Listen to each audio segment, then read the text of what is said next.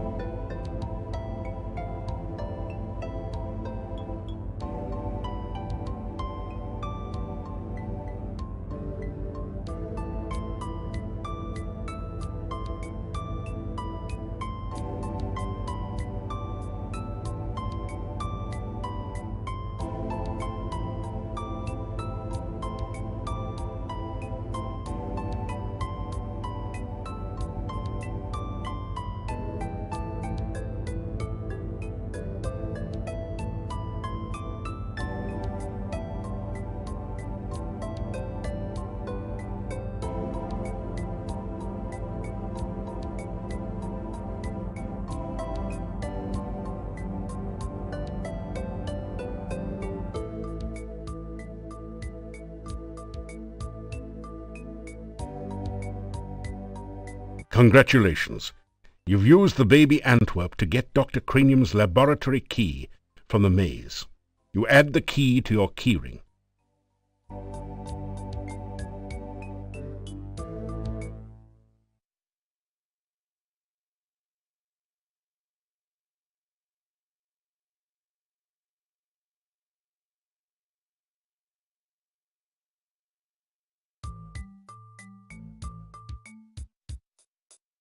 It's a truly impressive, original, multimedia work created out of whitewash and sawdust. The sign on the door says, Dr. Cranium's Private Laboratory. Entrance by prior appointment or demonstration of superior intelligence only. You hear mysterious bubbling and sizzling noises. Every once in a while you think you hear someone muttering to himself.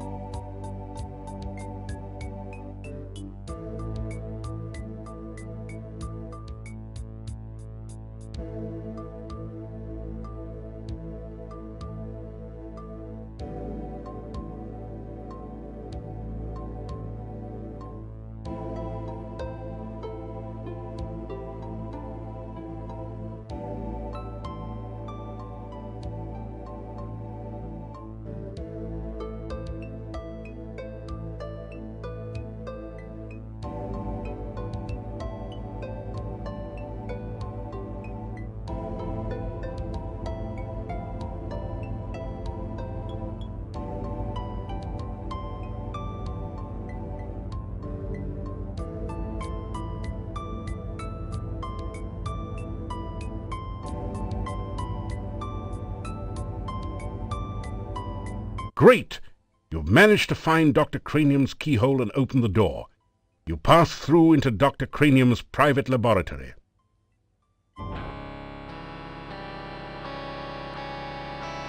Quickly, Igor, the fluid! I must have the fluid!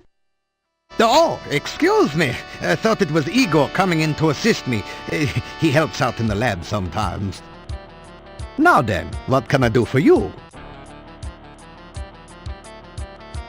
You are in an incredibly cluttered laboratory.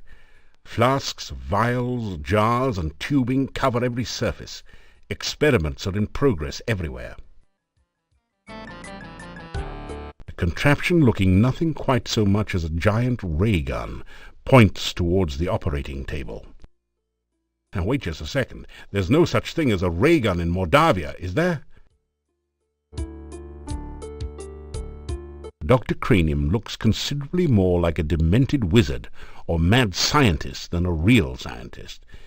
Despite his white hair, you suspect that he's no more than middle-aged. He also seems to have developed a significant paunch. Root beer belly, no doubt.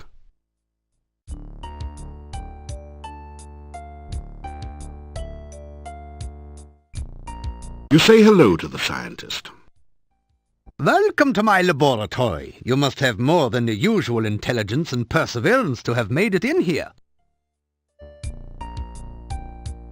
You introduce yourself to Dr. Cranium and tell him a little about your adventures. I should be most interested to hear about your travels and your scientific discoveries along the way. Unfortunately, I have very little time for that right now. Perhaps we can discuss your adventures when you next return. You explained to Dr. Cranium that magic is really a lot like science, and even deals with the same elements. Oh, nonsense! There's no such thing as magic. There is only science. What you call magic is simply scientific phenomena that have not yet been properly investigated and catalogued. You thumb your nose, rub your belly, and so on. I was afraid of that. As an outsider here, you have apparently not yet built up an immunity to the Moldavian dancing sickness. We used to have several people in town who exhibited those symptoms, but I have not seen any cases in quite some time. Let us hope the disease does not prove fatal in your case.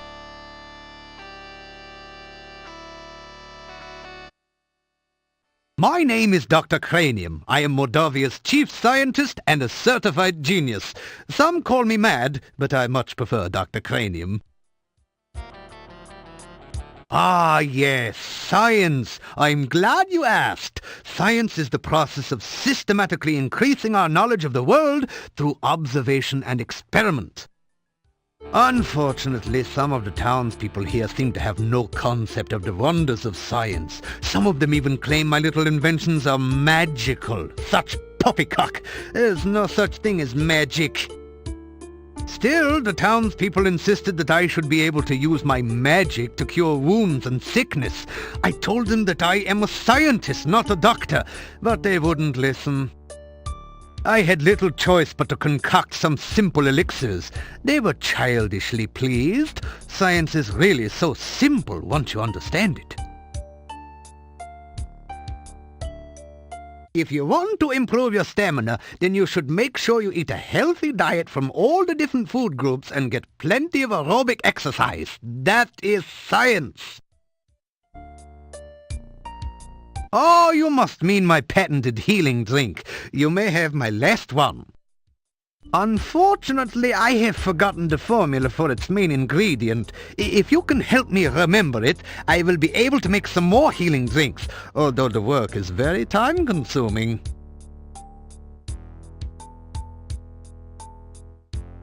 Somehow, that doesn't seem quite right. Maybe you better check. Oh, you must mean my new universal poison antidote. You may have this one, but I will need some help with the formula to make more.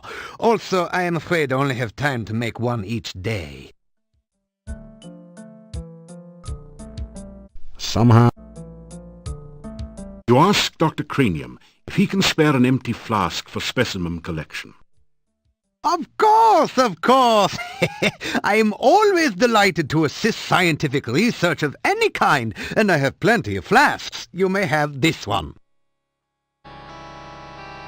Experiments are the meat and drink of science. First, you must come up with a hypothesis based on your understanding of the scientific elements. Then perform an experiment to test the hypothesis. Afterwards, you have a pizza. Earth is for solidity and stability. Air gives freedom and movement. Fire provides power and energy. Water, fluidity and life. Pizza, of course, is the most important element of all. Pizza represents the essence of well-roundedness and regaining strength. Most importantly, you can have it delivered in under half an hour in most areas. A hypothesis is a scientific guess. One predicts the result of an operation, performs an experiment to test the prediction, then has a pizza to celebrate the result. It is very important to stay flexible, however. Sometimes the experiment may give a different result than predicted by the hypothesis. Since real scientists don't like to make mistakes, we always write the hypothesis in pencil. Pizza is a crucial ingredient in many scientific formulae. There is a nearly infinite variation in its effects, depending on whether one starts with pepperoni, mushrooms, artichokes, or plain cheese. One should always order extra pizza in case the experiment requires additional materials. Besides, science is hungry work. I am sorry, but I only have time to make one universe. As I mentioned, these solutions are...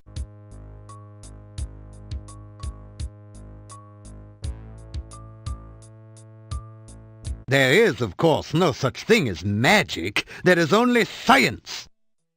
Still, you would be amazed at how gullible some people are. Just the other day, someone gave me this scroll saying it was a magical spell. Can you believe that? It is purest poppycock.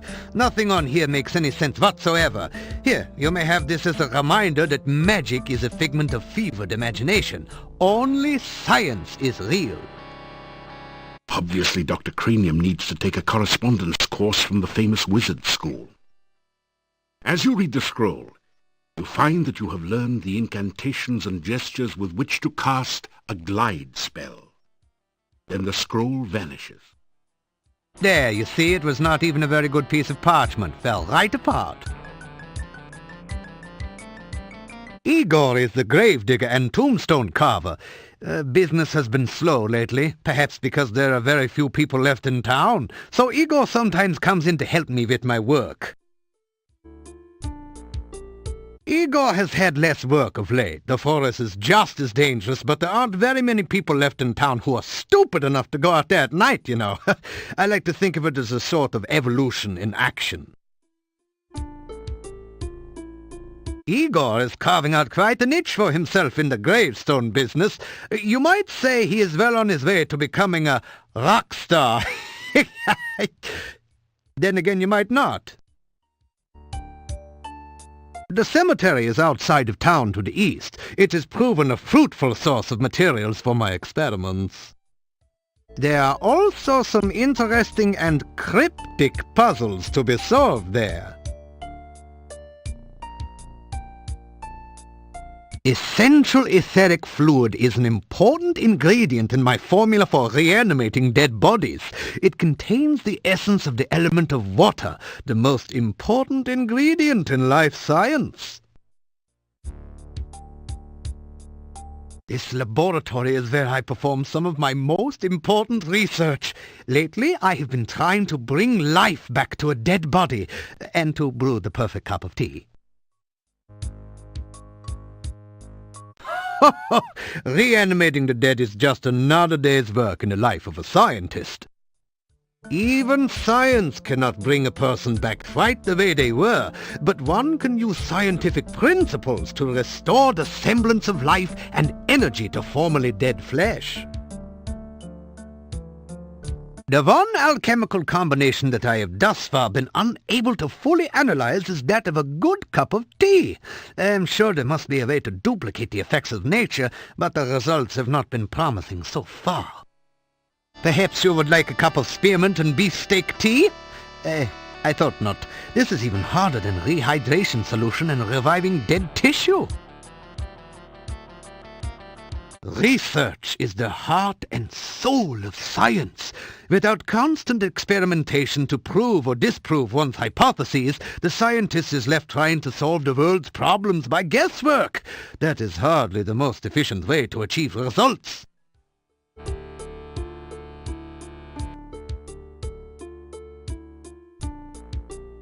I try to maintain a modest selection of useful experimental equipment in my simple laboratory. Unfortunately, it has become very difficult to obtain the most modern scientific accessories since the road out of the valley became closed by the swamp.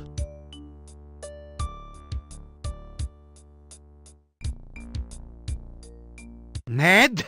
Mad? They all call me mad, but what do they know of madness? I am not mad. A bit perturbed about the world situation and how I get so little respect, perhaps, but certainly not mad. That's... Even mad scientists' labs need fireplaces to keep warm in this climate.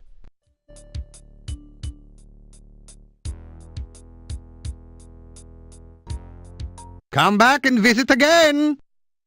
Oh, and if you see Igor, please tell him I still need the fluid.